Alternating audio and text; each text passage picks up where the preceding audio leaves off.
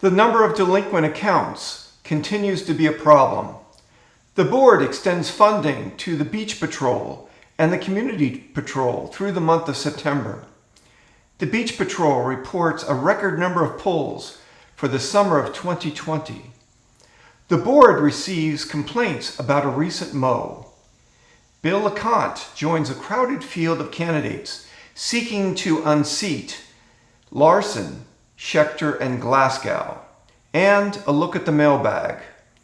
My name is Greg Pichler with the MXB Wire, and you're watching my monthly update for Saturday, August 29th, 2020.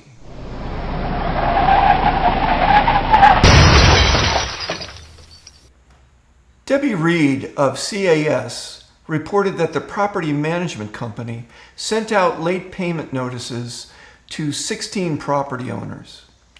6.6% of the members, or thereabouts, are currently in arrears in paying their assessment, which is higher than in previous years.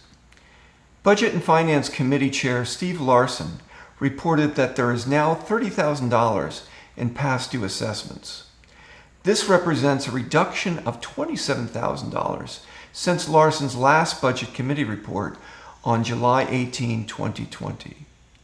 Larson reported that the amount of past due assessments was $24,000 at the same point of time in 2018. Larson also reported that the association's actual expenses are largely tracking to budget. Larson warned that the labor costs of the facility staff are $6,000 over budget. Larson reported that the overage was largely due to David Greer's reporting of his overtime. Larson further reported that save the situation where the derelict accounts persist, Larson anticipates the association will likely finish the fiscal period in the black. Ellen Troop weighed in saying that if the association continues to have 10 derelict accounts on an ongoing basis, that the legal cost of handling the outstanding invoices via the resident lawyer could cause the legal expense item to run over budget as well. The percentage of derelict accounts closely follows the national unemployment rate, currently at 10.2%, and reflects the scope of the COVID-19 pandemic. In the event the association continues to see 10 or more accounts that are delinquent in paying their assessment, the association will have no choice but to issue a special assessment or raid its reserve funds. It would seem prudent to shut down all discretionary spending until the situation with the delinquent accounts resolves itself. HOA President Margie Sire stated that the line item budget that addresses storm cleanup has already been exhausted and the hurricane season has just gotten underway.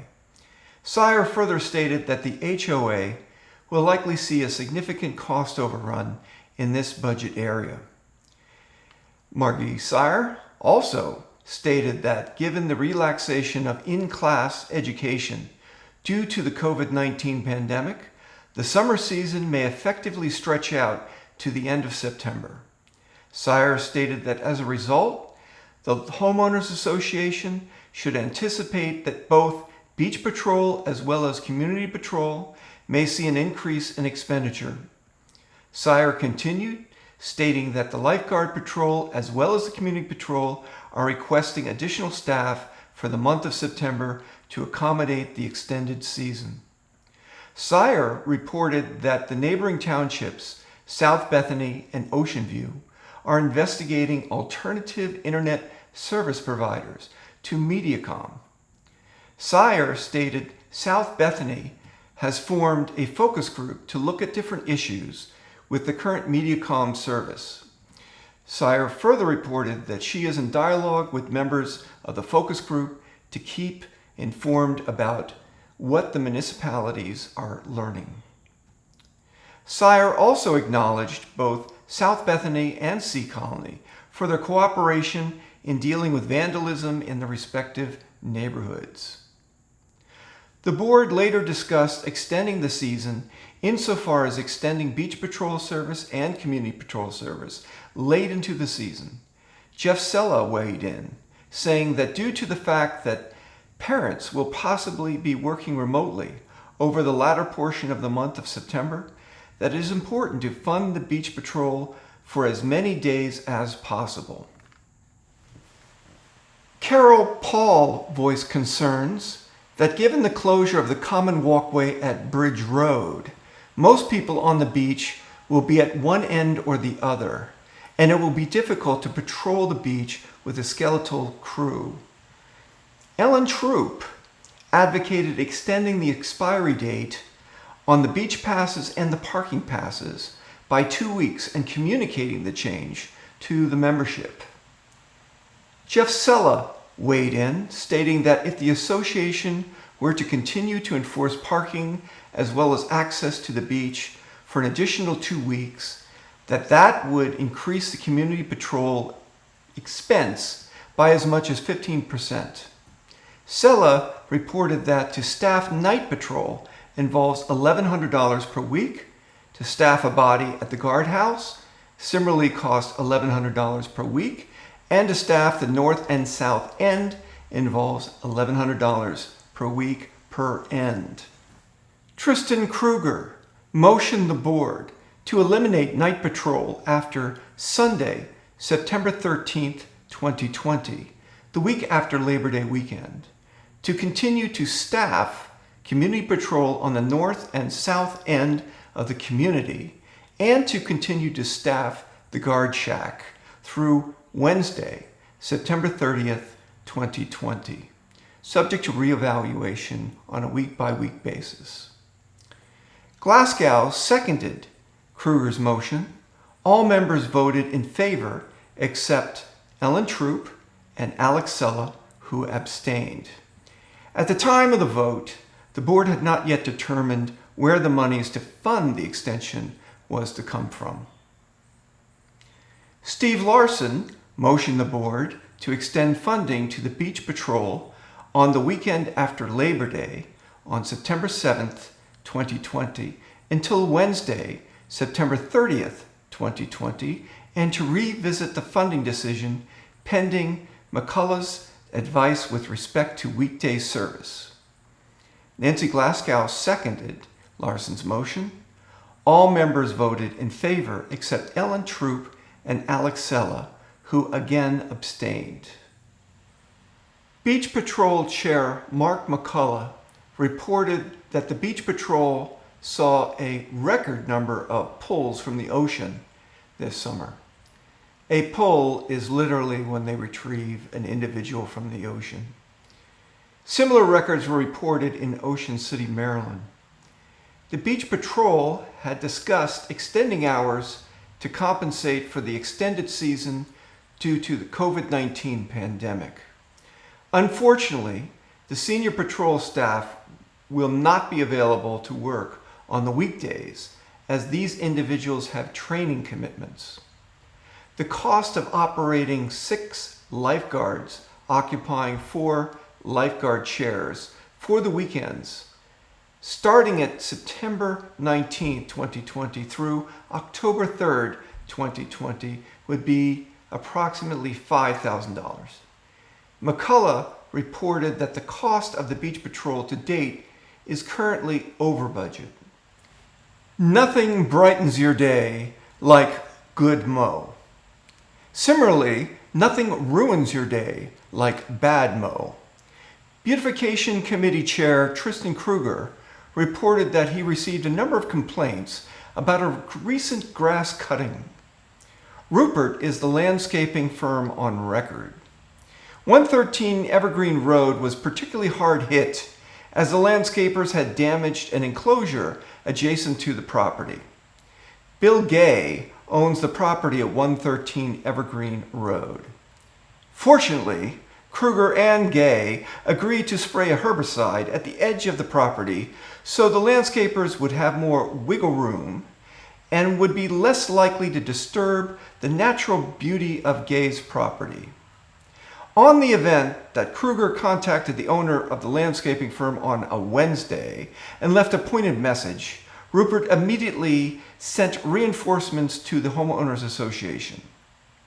Ultimately, a bad mow was mitigated and a good mow prevailed. Kruger also reported that the landscaping firm Rupert had neglected a patch of grass on the median of Route 1 between Addy Road and Evergreen Road. Kruger further reported that he spent $360 out of the beautification budget to pick up limbs and branches from a recent storm.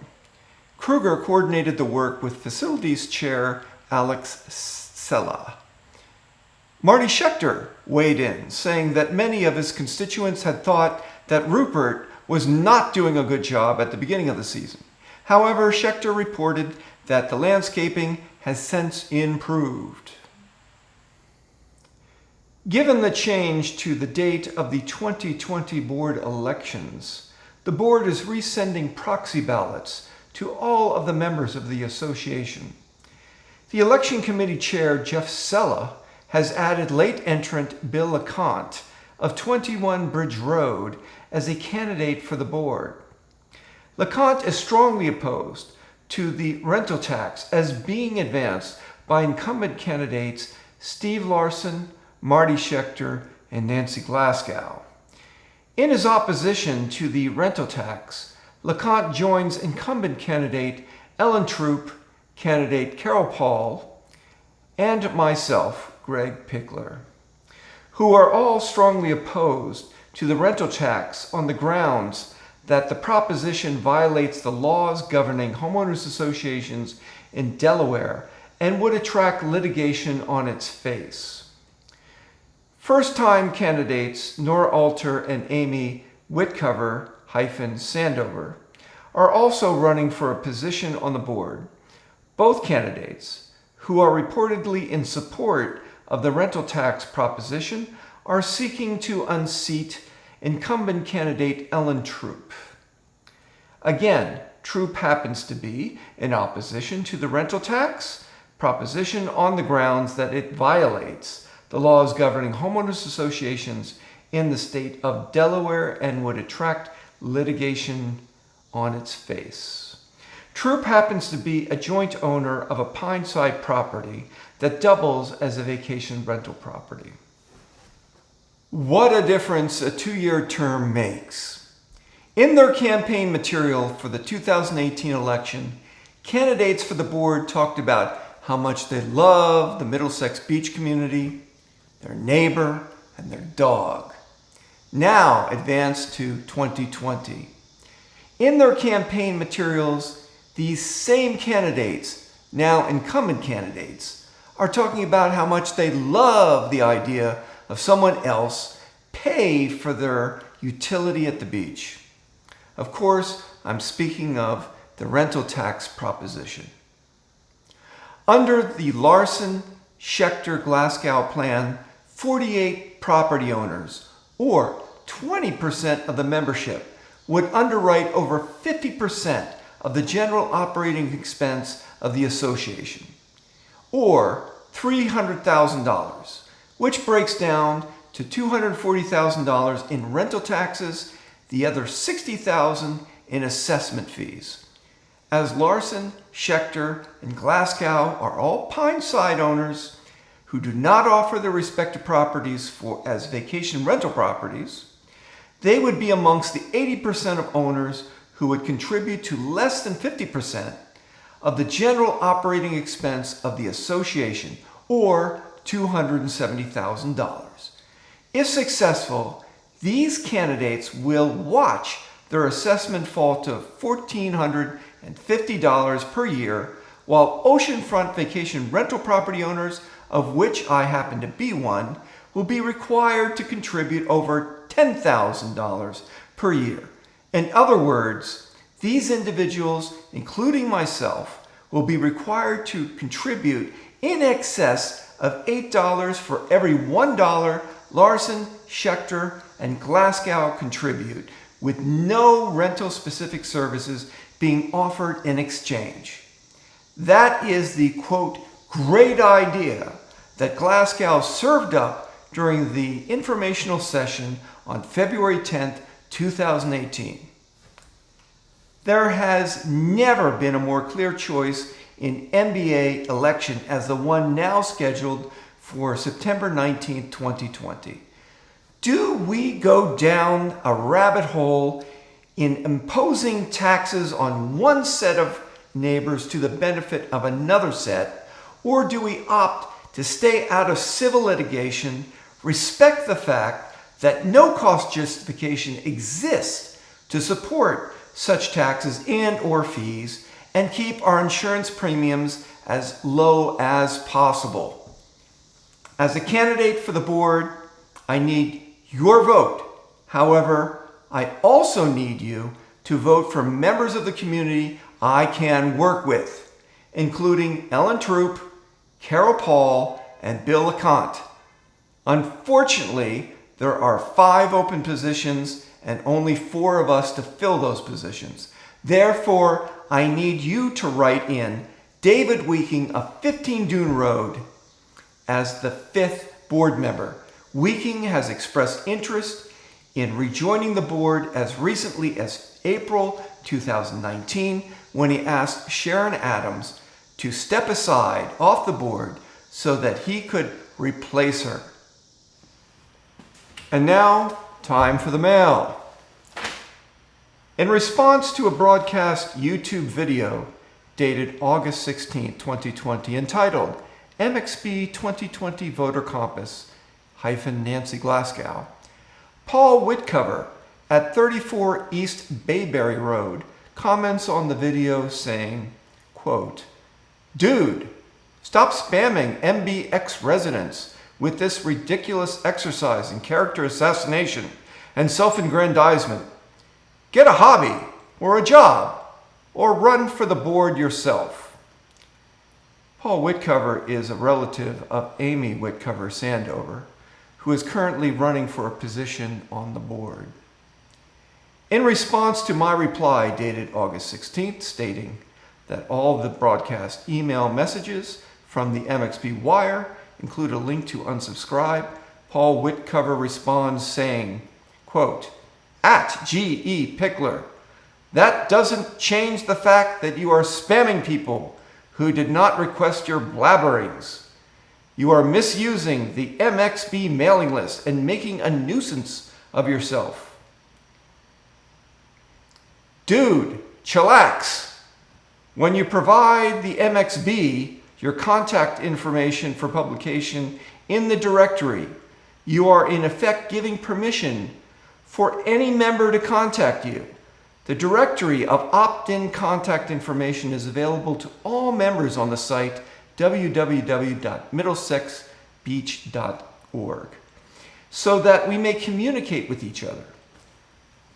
If that is not your intention, you need to change the you need to contact the Middlesex Beach Association, the governing body, and tell the Homeowners Association you want to opt out. In response to a broadcast email message dated August 4th, 2020, an owner of a property on the ocean side, who wishes to stay anonymous, writes in saying, "What the heck is going on? MBX used to be a cool, relaxed place. Everyone got along. The board appears to be out of control. MBX is getting a reputation among the real estate community as not such a great place to buy, given the current state of the HOA. An 8% rental tax is not a good idea. It will hit the oceanside owners the most, to the benefit of the pine dwellers." End quote. Starting in the fall of 2018, a number of politically active residents who happened to live on the Pine side decided they were not taking the word no for an answer on the petition to effect an 8% rental tax, and are now determined more than ever to have someone else underwrite their utility at the beach. Their motive is greed. The proponents do not appreciate that 2/3 of the Homeowners Association is situated on a natural swamp which requires considerable drainage infrastructure. So, one cannot compare the cost of the assessment of a property in Middlesex Beach with that of a property in Cotton Patch. Cotton Patch is entirely an oceanside community situated at a higher elevation. In fact, the Pineside owners are getting a good deal, as 1/3 of the community is underwriting the cost of the drainage infrastructure on the Pineside. So that's my report for August 29, 2020. Be well, everyone.